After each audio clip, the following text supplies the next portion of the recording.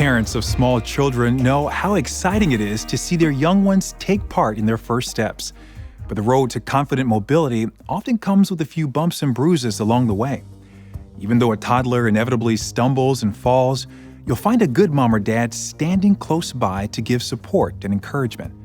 That's a similar picture of the role of the Holy Spirit in the life of a growing Christian.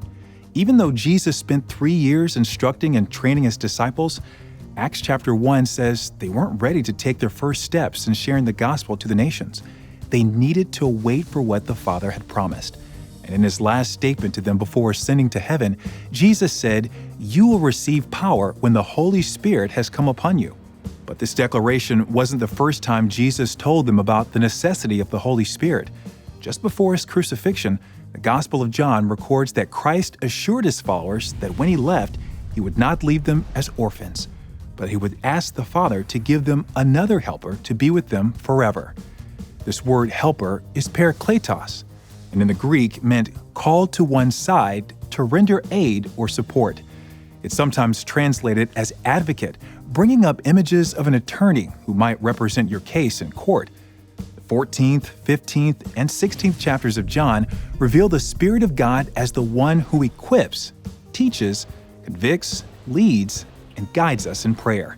In short, he helps us in our weaknesses, as Paul wrote in Romans chapter 8. And like a good parent, he stands by us to steady us as we take baby steps toward maturity.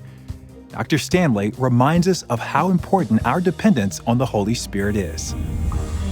The Christian life is living submissive to the Holy Spirit who indwells you for the purpose, the primary purpose, of Jesus Christ living his life in and through us. That's why he came. He came to do in us and through us and for us what you and I could never do ourselves. And so to walk by the Spirit is to walk moment by moment. Look, depending upon him, sensitive to his voice in our life, and as a result of that, what's going to happen? We're going to live a godly life. We're going to live a life of obedience.